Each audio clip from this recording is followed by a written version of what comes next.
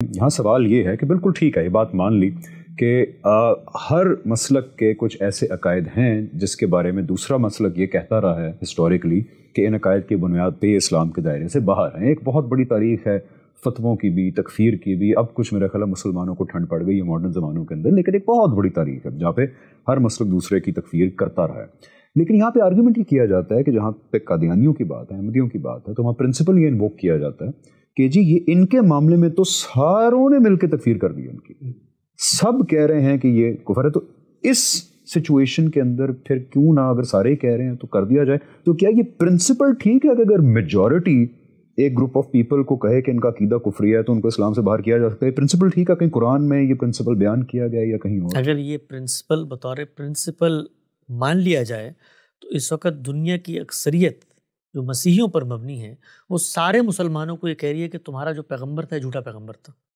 तो मान लेंगे हम इस बात को, यानी अक्सरियत की बुनियाद पर, और कहीं कि तुम भी मानो इस बात को, अक्सरियत की बुनियाद पर आपको बातिल का फैसला होता ही नहीं है।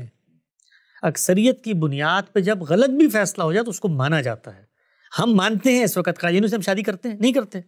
हम इस वक्त जब आईडी कार्ड लेने जाते हैं वहाँ लिखते हैं, सब कुछ मानते हैं क्योंकि फैसला कर दिया। फैसला गलत भी हो तब भी माना जाता है। लोग आमतौर पे कहते हैं ना कि जी ये पार्लियामेंट का फैसला खुदा का फैसला नहीं होता। खुद उलमा दूसरी जगह रो रहे होते हैं कि पार्लियामेंट को इख्तियार नहीं होना चाहिए जी, कल ये हम जिन्स परस्ती को जायज़ करार दे देगी। ये थोड़ी हो सकता है कि लोगों को हम इख्तियार दे दें। तो लोगों का कोई भी इख्तियार जो उन्होंने एक्सरसाइज किया है उससे इख्तलाफ भी हो सकता है। उस पर हम ये तो ज़रूर कहेंगे कि जब फैसला हो गया तो अनारकी पैदा नहीं करेंगे। तो ये जो मामला इनके साथ हुआ ना कि सब ने मिलकर किया, तो ये ठीक है कि सब ने मिलकर किया, लेकिन ये सबको मिलकर करने पर जो मजबूर करने वाली कुव्वत है वो भी ये खुद है।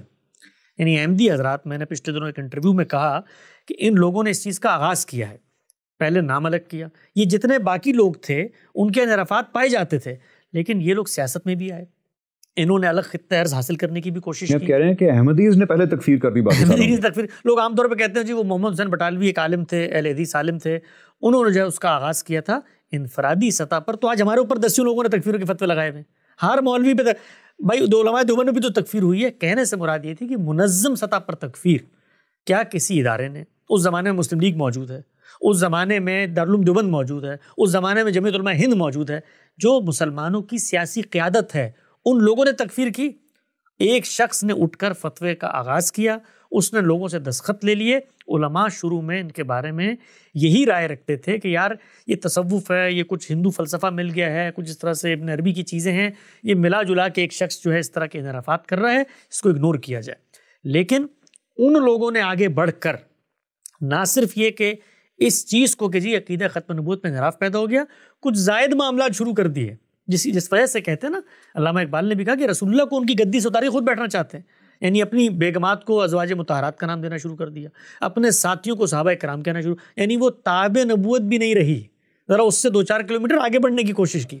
फिर उसके बाद सल्तनत का हुसूल, और आगे बढ़कर यहाँ तक कह दिया कि जो हमारी वही जो मुझ पर आई उसको नहीं मानता। मिर्ज़ा बशीरुद्दीन महमूद की मैंने किताब के इक़्तिबासात पेश किए थे, आज तक कोई तावील नहीं की अहमदियों ने, उसकी कोई तावील नहीं कर सके। वो लोग कह रहे हैं इस वक्त कि जी ये तो वो ये बात कर रहे हैं जो फ़िक़्ह के अंदर आती है, कुफ़र दूनल कुफ़र, मतलब आप मुसलमान होते हुए किसी कुफ़र का इर्तिकाब कर दें तो वो इतना बड़ा कुफ़र नहीं है कि आप दायरा इस्लाम से खारिज। ये नहीं कह रहे मेरे साहब बशीरुद्दीन महमूद, वो अपनी किताब आईना सदाकत में ये कह रहे हैं कि ये वही का इनकार है, ये वही के इनकार वाला कुफ़र है, ये फ़िक़्ह का वो कुफ़र दूना कुफ़र नहीं है। तो उन्होंने इसका आगाज़ किया। उसके बाद मुसलमानों ने एक जज्बाती सियासी रद्द अमल दिखाया। हमारा उसके बारे में मौक़िफ़ ये है कि एक शख्स बेवकूफ़ी करे, एक ग्रोह बेवकूफ़ी करे, तो जवाब में हमें बेवकूफ़ी नहीं करनी चाहिए, पहली बात।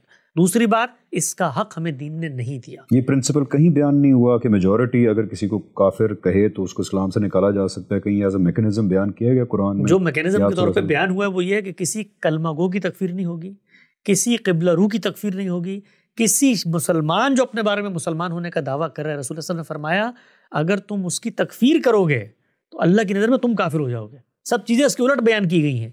तो इस वजह से हम लोग ये कहते हैं कि इन लोगों को दावत दें। और ये जो अकीदा ख़त्म नबूवत है भाई, ये कोई दीन के फ़ाहम की चीज़ नहीं है कि इसमें उम्मत के अंदर ये तो कुरान की कतई नुसूस से एक चीज़ साबित है। इनको दावत दें, इनकी नई नस्लों को करीब करें। ये जो मजलूमियत का तौक़ होता है ना, इसके बाद दिल और दिमाग बंद हो जाते हैं। वो ये समझते हैं कि इन लोगों के पास हमारे दावों का जवाब नहीं है, इसलिए आके हमारे घरों को, मस्जिदों को आग लगाते हैं।